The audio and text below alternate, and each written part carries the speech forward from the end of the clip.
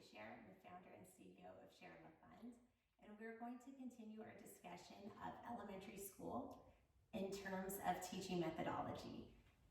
And we will examine how yoga can enhance social studies and what's going on in the classroom there.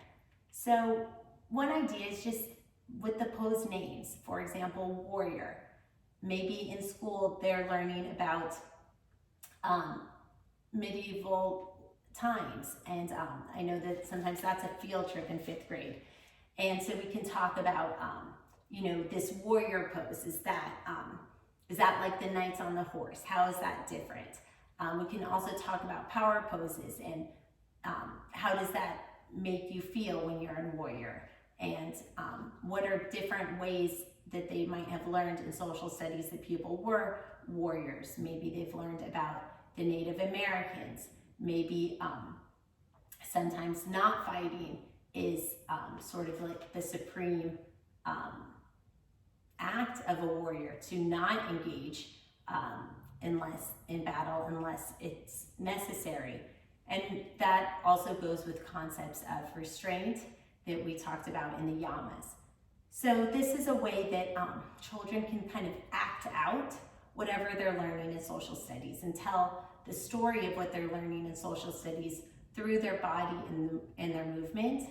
And what we found is that children who actually act out what they're learning through body and movement and drama, they are able to retain it sometimes for years later.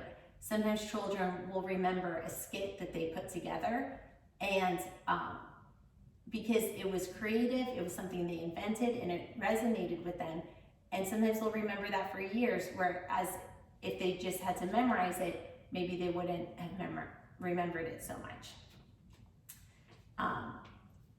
This is also a time that children can study geography. In yoga, like maybe the mats can be lined up and they can be states that are touching each other, and then to get to another state, what states do you have to pass through? And children can sort of create obstacle courses with yoga equipment or otherwise, and kind of plan their path through different states, or kind of re-walk a trail through history. In 5th grade, they'll also learn about the Louisiana Purchase and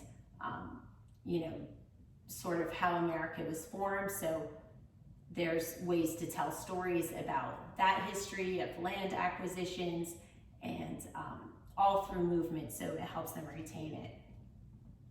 And this is also a time to explore family relationships and the meanings of relationships.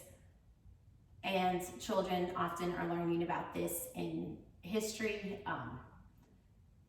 Sometimes they're learning about different religions, or how sort of the quest of the Mormons, and how Utah came to be populated. And so, children love to share their stories. So in a safe, non-judgmental environment, this is not imposing views, but children can sort of share, what family means to them. And, nobody really needs to comment on it. And it's just an opportunity for children to express themselves, but also practice listening to others express themselves. And by creating these opportunities of a healthy dialogue exchange when children are still young and not so set in their ways, this really lays the groundwork for tolerance and compassion for others.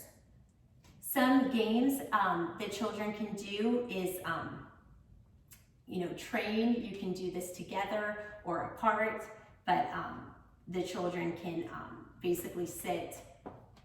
We'll first talk about train in this video to get apart, like a solo, but basically they can pretend they're driving a train. They can make sounds with their mouth, choo choo, like da da da da da da da, And sometimes these sounds really engage them, even though it's elementary school. Some children are very sensory. And so we can talk about how the pioneers settled across America, and on the train, they really went on the wagon, but or we can pretend this is a wagon and it's bumpy and the horses are going crazy, and but this is a way to not only get their body to move, but also sometimes children, if you find the children especially are talking a lot in class, maybe instead of fighting it, get their mouth doing something productive with the class, like making choo-choo sounds, like shh, shh, shh, shh. And this also helps. Sometimes children in elementary school might have a language delay, speech delay. There's many different reasons to have such a delay, but sometimes the tongue and mouth and jaw, they just need to practice working together, not a speech pathologist in any way. So this is not medical advice or speech advice, just anecdotal yoga advice, but sometimes really just getting it all working, like let's see if we can roll our tongue. This really just gets them all engaged, and when the children are working their mouth in this way, then they're less likely to have a side conversation and be a distraction to the class. Thank you for your time.